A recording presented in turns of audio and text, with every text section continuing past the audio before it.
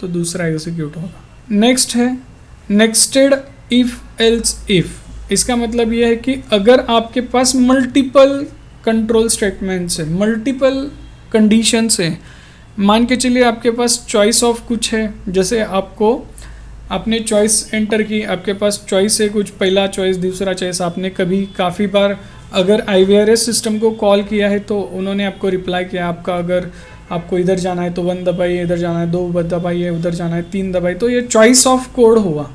तो ये choice of code execute जब कर रहे हैं तो नेक्स्टेड इफ एल्स का इस्तेमाल आप कर सकते हैं। If choice is equals to 1, अगर चॉइस 1 है तो operation of first choice execute होगा, जो भी आपका ऑपरेशन ऑफ फर्स्ट चॉइस है वो एग्जीक्यूट होगा। लेकिन अगर आपका ये कंडीशन ट्रू नहीं है तो एल्स पार्ट में भी आपको कंपैरिजन करना है, क्योंकि हमारे पास 2 और 3 और कंडीशंस अवेलेबल हैं। तो देखिए एल्स में फिर से हम इफ कर रहे हैं, else if choice is equals to 2। Choice तो एक ही होगा, या तो 1 होगा, या तो 2 होगा, या तो 3 होगा। तो आपके प्रोग्राम को तो पता नहीं है 1 है, 2 है, 3 है। तो आप फर्स्ट चॉइस अगर फॉल्स हो गई तो यहाँ पे और एक बार चेक करना है कि 2 ये या 3 है। तो यहाँ पे if choice is equals to true, 2 अगर ये कंडीशन ट्रू है तो ये सेकेंड पार्ट भी एग्जीक्यूट होगा। लेकिन अगर आपका ये कंडीशन भी ट्रू नहीं है तो ये एल्स अगले वाले एल्स को, मतलब ये एल्स का जो इफ है, इफ का ये एल्स है वो यहाँ पे रिप्रेजेंट किया है।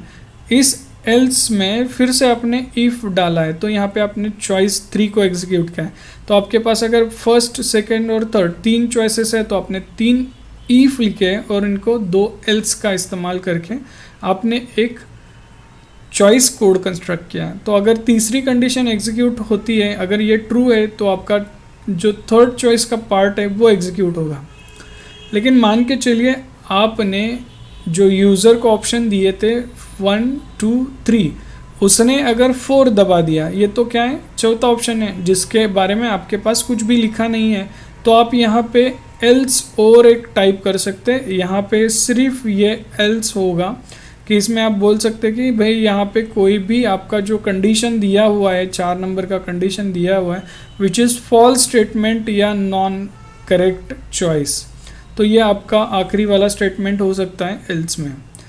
तो इसका ऑपरेशन किस तरीके से परफॉर्म होगा in terms of flow chart यहाँ पे दिखा है। Flow, if choice 1 is execute, अगर ये ट्रू कंडीशन है तो इसका ट्रू पार्ट ये नीचे जा रहा है, ये ट्रू ऑपरेशन है उसका।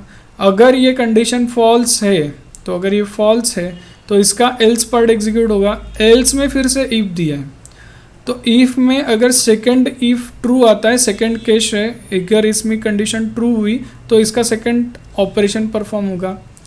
अगर ये ट्रू नहीं है तो इसका फॉल्स कंडीशन, फिर से यहाँ पे एल्स है, तो इस एल्स में फिर से इफ है।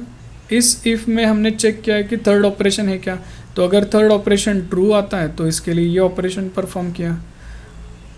इसके बाद जो भी आपका रिजल्ट है वो डिस्प्ले होने के लिए आपके हर ब्लॉक दिए, first block, second block, third block, और यहाँ से फिर आगे आपका कोड एग्जीक्यूट हो सकता है। तो इसी तरीके से आप